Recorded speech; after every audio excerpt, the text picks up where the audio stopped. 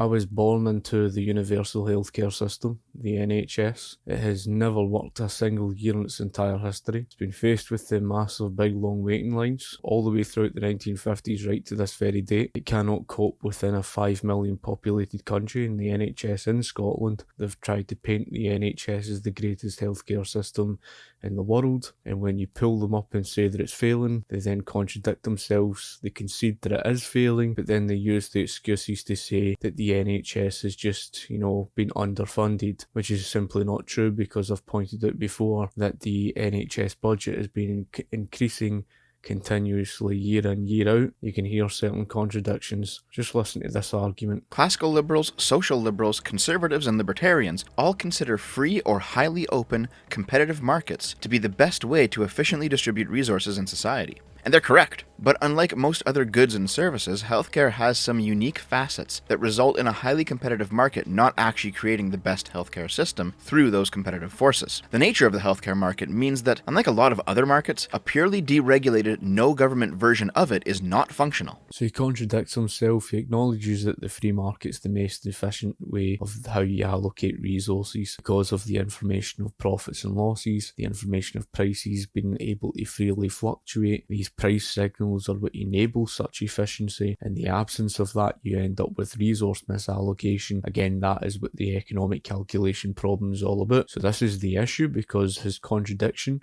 is then saying, well, the free market and an unregulated market in the absence of government intervention, that somehow universal healthcare can provide better outcomes, it provides better healthcare than that of a free market. That's a contradiction, because the NHS is living proof otherwise. It's been a failure every single year on record, as it says. It's because it's living in the absence of a profits and loss system. It created the shortage problems. It created the massive long waiting lines, etc. For someone who claims to support capitalism, he doesn't seem to touch upon the very fact profits is something there to ration scarcity. That's important when you're dealing with people's lives. Let's begin by describing an economic concept called perfect competition. According to Investopedia, perfect competition is a theoretical market structure where the following criteria are met. All firms sell an identical product, meaning there's no difference in what's being sold or in its quality. All firms are price takers, meaning that any one individual seller is small enough that they can't unilaterally influence the market price of their product. Market share has no influence on prices, meaning that the market is so competitive that even larger sellers can't adjust their prices without suffering a loss. Buyers have complete information about the product being sold and the prices being charged, meaning that everybody buying the product knows exactly what they're buying and what it should cost, so it's impossible for sellers to pull a fast one. Capital, resources, and labor are perfectly mobile, meaning that capital and labor can move within the market without incurring a cost. And firms can enter and exit the market without cost. Pretty self-explanatory. This is an argument that's been made several times, and it's basically a myth. There's no reputable economist is making an argument.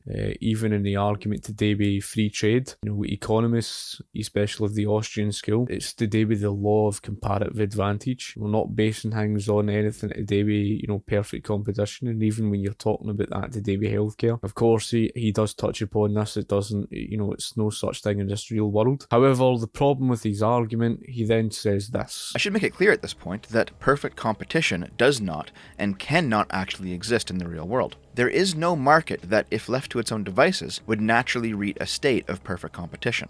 Rather, the idea is that various markets, if left to their own devices, will reach various places on a spectrum of competition. The closer any given market's natural spot on that spectrum is to perfect competition, the less that outside regulation will be required to keep the market intact. The further away from perfect competition on the spectrum, the more regulation will be required. Over-regulating a market relative to its level of natural competition generally leads to excess economic drag that destroys the market. In other words, taxes and regulations make everything cost too much, while under-regulating a market generally leads to a market failure. So he's basically making a baseless claim there. Like I say, the perfect competition doesn't exist. We're not making an argument in favour of that, but all that is a claim. The reality is the most successful economies the world has ever seen, I'm not just speaking about healthcare, have been strong free market economies like that of Hong Kong or Singapore. You take Hong Kong historically, for example, prior to 97, when they had extremely low levels of government regulation. Was it a case of market failure? If you were to specify that argument, make the argument on healthcare alone, and say that in the absence of government regulation, then somehow it's going to result in failure, well, it's going to have to actually give an argument for why that's the case. In other words, there's no instance where supply and demand match up, so nothing gets sold.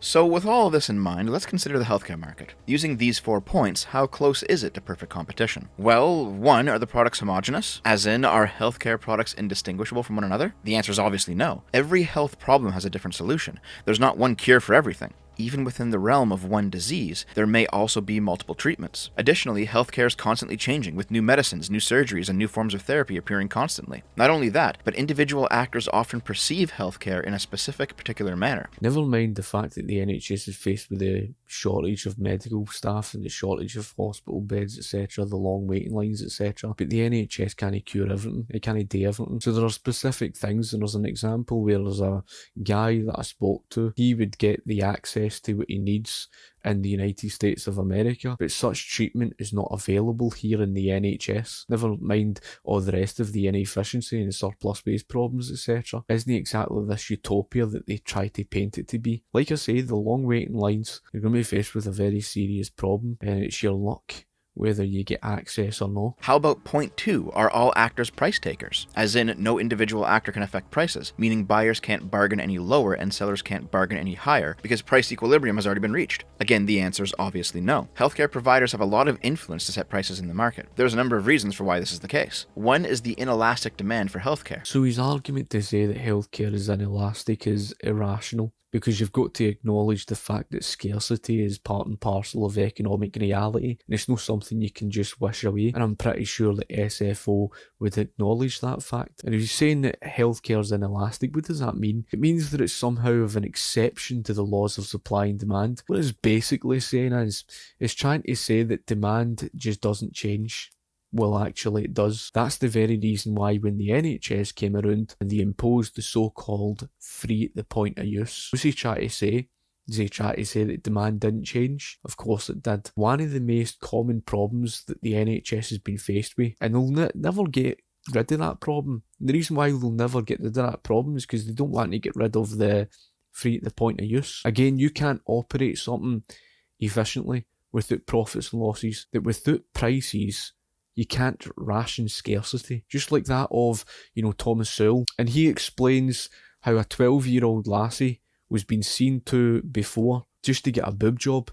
And she was being seen to before that of cancer patients. And this cancer patient was knocked back several times from getting an operation. And by the time they got round to her, it was already too late because the cancer had become malignant. Unfortunately, that's the case for so many of them. In other words, it's your luck because of the long waiting line issue as a result of the free at the point of use. In other words, that's the proof that it isn't inelastic. It is elastic to the laws of supply and demand. That's the very reason why you've got a long waiting line problem. The reason why it's occurring is because people who otherwise wouldn't have sought the treatment, who have got minor issues, are taking up doctors' valuable time, began taking advantage of the free healthcare, if you understand, and that created a massive, demand problem where the quality of healthcare is driven down because doctors are spending fewer time per patient. That was the very reason why doctors had left the likes of Nazi Germany, because as soon as they centralised the healthcare system, the demand was just far too much. And it's the same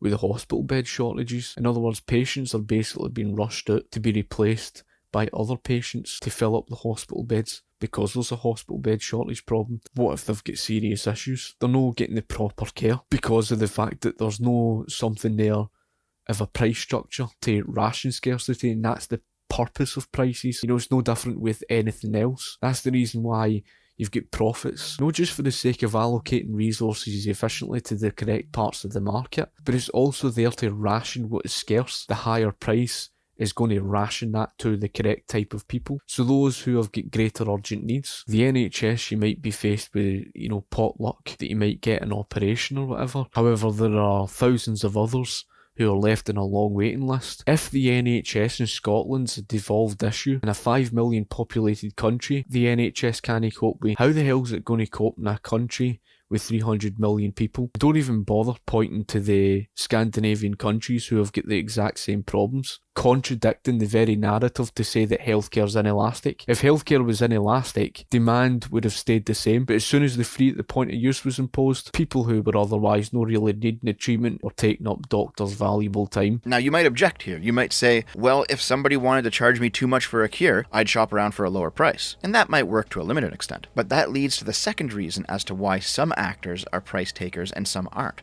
There's an extremely limited supply of healthcare options in any given area. Most people can't just fly to a different location to get more specialized or competitive care. I don't understand how he can make the argument to say there's a limited supply, then say that this is an argument because of the absence of the free market and the absence of government regulation, etc. This has been a problem created because of the absence of the free market. In other words, you've got an absence of private providers where, because there's a barrier to entry into the market and there's a limited supply issue. And even when it comes to their argument to say that there's a limited supply of such x-ray machines and all the rest of this, well, you produce more. That's what the market does. The market allocates to where there's demand. So if there's greater demand for people needing, x-rays or whatever, then the market provides for that. That's what it puts more production into. That's the purpose of profits and losses. If you don't have the information of profits and losses, it's gone. Most people are stuck with the one hospital in their town, the handful of doctors that are still hanging around, and if they're lucky, a trip to the nearest city to see a specialist. If you live in a city, you'll certainly have access to some more options, but it's still not going to be on the same level as something like having 5 grocery stores all within distance to buy your food at. Folk, he's ignoring the fact that he's using today's examples in the United States of America as if to use this as an argument of the free market, because the hospital shortages and stuff like that in certain areas, you've got the absence of the free market. They over-regulated the private sector, so smaller hospitals ended up going under and the giant hospitals were dominating the market. And then of course you saw the American Medical Association monopoly being created because of government. But where his argument falls apart, and trust me folk, it is not different, it is no different to that of the oil refinery market of the 1860s, and I'll explain to you the very reason why. When you saw John Davis and Rockefeller jump into the market in 1863, what was the industry at that time? It was very, very profitable, wasn't it? After all, see if demand far exceeds the supply available, the price is going to be high, isn't it? So what does that mean to the industry then? It means it's very profitable. You're going to make a killing off this type of career. But what happened to the oil refinery companies or the course of that, decade? The price of a barrel of oil plummeted by 50% because of the higher level of productive output. But why was there a higher level of productive output? It enticed more and more competitors to jump into the market. But what enticed? It was a more profitable industry.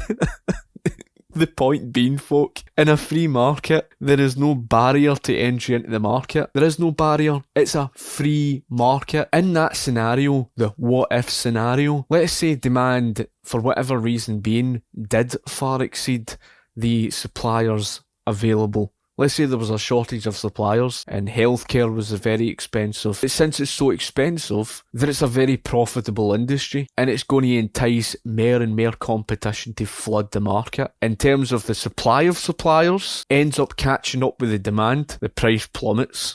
That's what always happens. These people who say, well, the technology market is just an exception, or they say, oh, that's just a different argument. Healthcare is a very different case. Not no. In his argument there, he's basically saying, well, there's a shortage. Well, what do you think created the shortage? Government.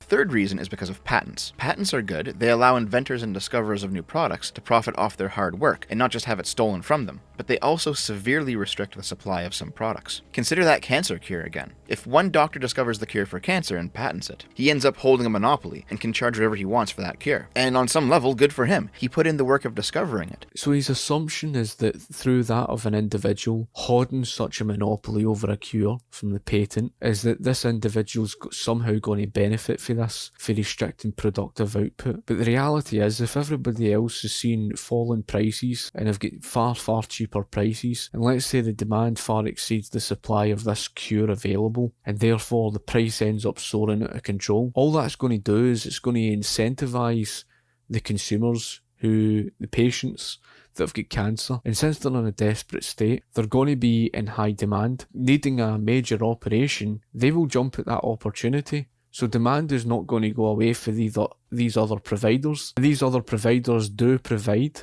sufficient care. And you've also got to look at the fact that such healthcare providers have a reputation to look after. Consumers, patients are going to go to those they can trust the most, especially when it comes to, curing cancer. Those cancer patients are not going to turn away from them, who they actually trust in the healthcare market, despite the fact that such a person may hold such a monopoly for such a short period of time. It's going to incentivise others to create such a cure. But this individual who has got the soaring prices, certain individuals might be willing to pay for such a thing, but this individual, in order to compete with others and their cheaper prices, this individual is going to be incentivised to produce more. Do all actors have perfect knowledge?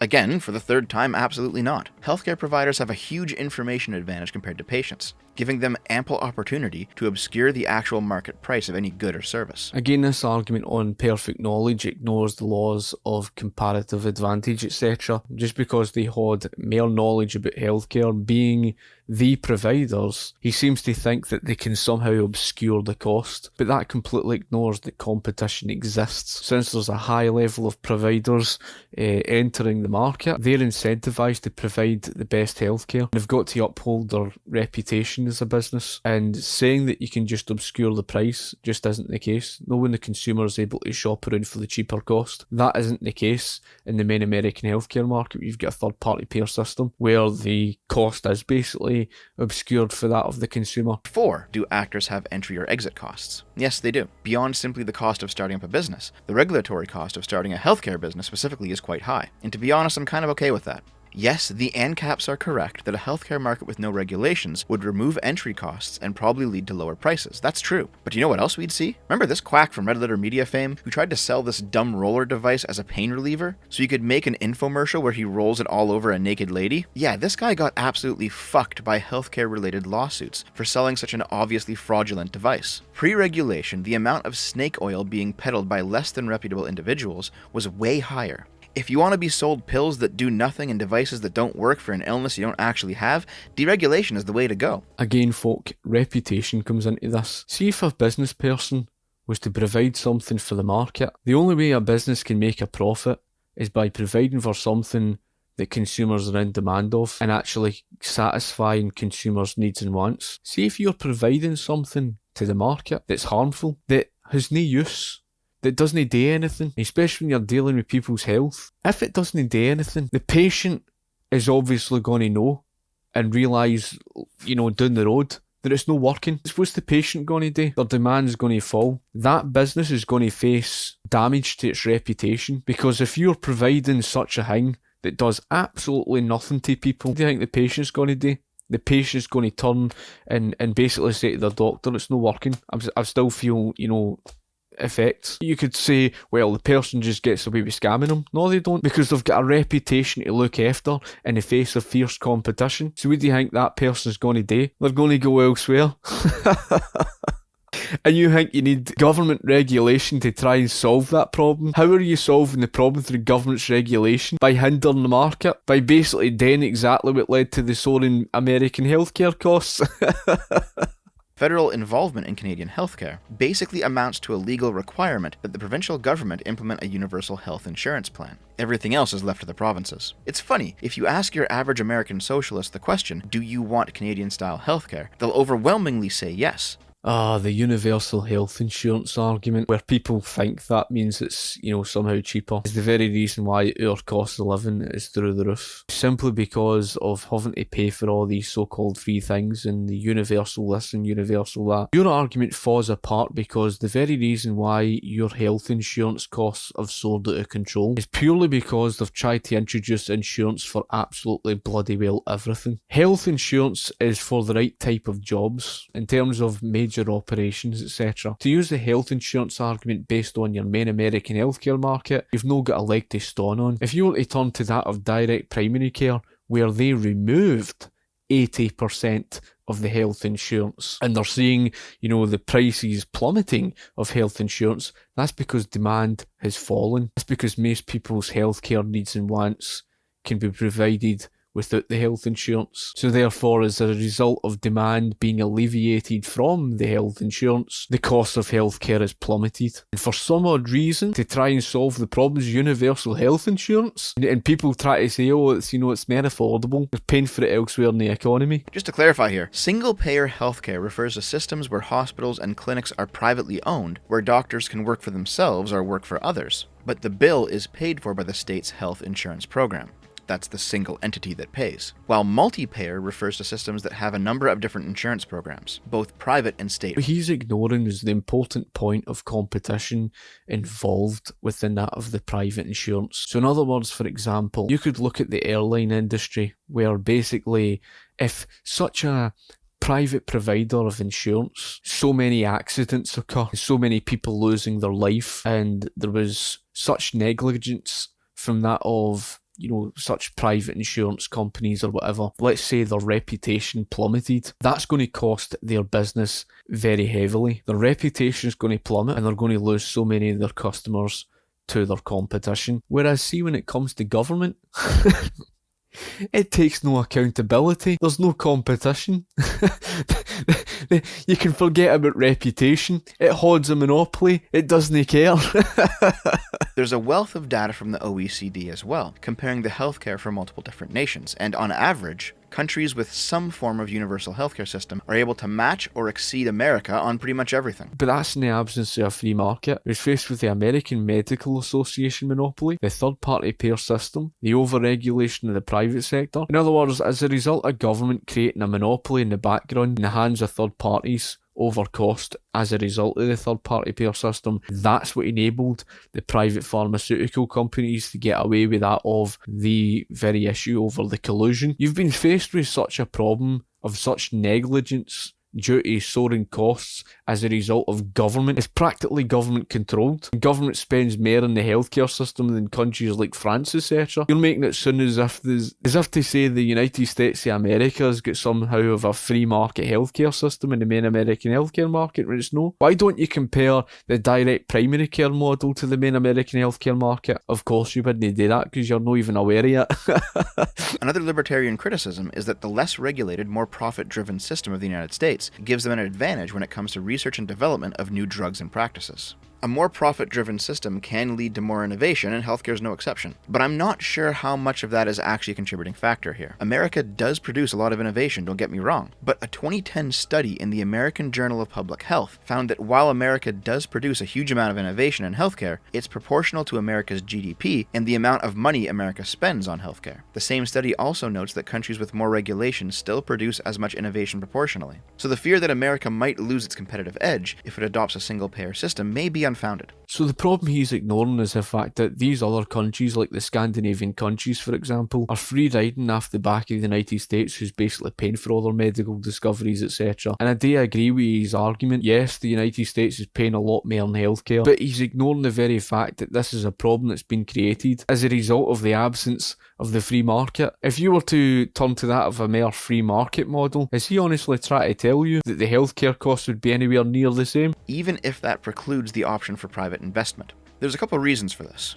One is that insofar as drugs are concerned, even countries with the best universal healthcare schemes generally don't cover drugs. This makes sense to me because a healthcare service is something that you use only occasionally, so setting it up to be a communal pot to cover that occasional use, like how you'd fund a firefighting service, seems reasonable, while drugs are goods that are owned privately and used exclusively, so it makes a lot more sense that you should have to buy them. So all that being said, the pharmaceutical industry is likely to remain private, and the benefits of a private system will still apply, including innovation. Meanwhile, in the medical side of the system, there's not much reason to believe that a single-payer option will lead to some kind of innovative stagnation. Consider the American military and American spaceflight, two domains where, despite there being a single-payer system, in that only the American government is selling contracts for these services in the US, there are multiple private companies competing against each other to fulfill the contracts. The innovation stagnation argument is a lot stronger when it comes to the outright nationalization of a business. I don't think there's any issue over the innovation thing. Sure, in terms of that of the single payer system, you may see that of innovation to some extent, but a free market would be far more competitive, fiercely competitive, and of course it would be more innovative. Now, the main issue with that of the single payer system is the inefficiency as a result of the economic calculation problem. In other words, you're basically going to end up producing things, overproducing things, creating surplus waste like you see in the NHS, and misallocating such resources into the wrong parts of the market. That's where the main problem is. You require market-driven prices in order to know what you're producing and what's in greater demand, and that correlates then to that of innovation. See, if you do it away with the price information signals, how the bloody hell do you know that information? You don't.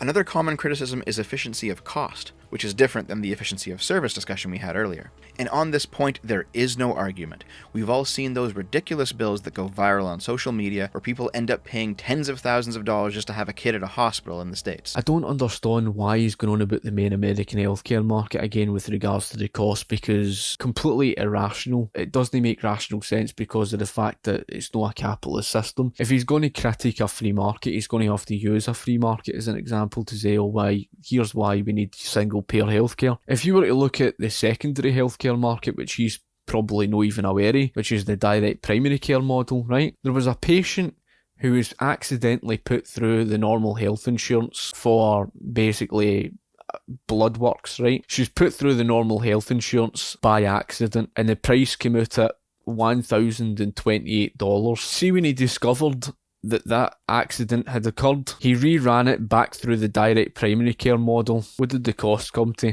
$38. Honestly, don't even start me about the main American healthcare market. Been given a shown up by the free market model of healthcare and direct primary care. So your arguments just fell apart. It's found that the American system is more inefficient than the Canadian one, despite the gross inefficiencies of the Canadian one, and I know them well, specifically because the deregulated nature of the American system has allowed private insurance companies to create a gigantic bureaucratic apparatus that is incredibly inefficient and drives costs way up. Where did you get that information from? The entire private sector in the United States of America is overregulated. That's why the giant hospitals are dominating the healthcare market. Why else do you think the smaller businesses went under? That's the very reason why you've practically got an oligopoly in the healthcare market in the United States. Where did you get the information from that it's lacking in government regulation? That's a very, very strange claim to make for someone who claims to be a capitalist. Excessive deregulation actually leads to more market inefficiency. In healthcare, once regulation puts a hard cap on the profit motive, the business model naturally shifts to reducing costs, which can be bad depending on how it's done, and broadening market access. The problem with your argument of a profits cap is basically just another argument for price ceilings, and it's going to create a price shortage problem. That's the first thing. The second thing is relation to the economic calculation problem again. Basically, without the information of profits and losses, there's no information to know how much you're producing, what you're producing, what the market's in demand of, and what no. You're going to end up misallocating resources, creating surplus waste problems and all sorts. The very issue you're faced with the NHS, so much inefficiency as a result of the absence of profits and losses. They've basically set down something akin to that of a price ceiling, which is the free at the point of use. So yes, you are right in saying wider access, as you say, if you think of it that way, but in reality it doesn't. And the reason why it doesn't is because the massive big long waiting lines that exist, that's neglect, that's negligence. So it's not actually available for everyone. That's just a myth. It's just piffle that's just made up out of thin air because you're faced with the shortage problems. How can you be faced with shortage problems at the same time as being more accessible? The reason for the negligence in the United States of America is not because of profits and losses, it's because your government interfered and made the costs so out of control. Which is not only a positive, but the exact goal of the regulation. Looking over everything I've presented here today, it seems like while the possibility for disaster certainly exists, as right-leaning people like to point out, it is also entirely possible for there to be a universal healthcare service that avoids the inefficiencies inherent to central planning, avoids the tendency of government to destroy competition through nationalization, still provide quality service, still allow for innovation, and broaden access to the service while reducing costs. How on earth can you make that argument about efficiency? If you're going to get rid of profits is the information telling you consumers' needs and wants. It's going to ration scarcity. That's the purpose of the higher price. That's not to say that healthcare needs to be expensive like that. In such a scenario where scarcity is part and parcel of economic reality, by you removing such a thing and trying to artificially drive the price down, scarcity doesn't just disappear. It's still there. The only difference is you're driving the price down, and therefore people with lesser urgent needs are basically taking up doctors' time. Just like Thomas Sowell's example. Because all you're advocating for is a massive problem. You're advocating for setting down price ceilings. That's one of the main reasons why the NHS is a failure. Anyway, folk, I don't know if you've got anything you would like to add in yourself. You can comment in the comment section below, and of course I'll be sure to get back to you. I think I've covered everything. Anyway, be sure to like the video, share the video, and of course thank you for watching. Cheers.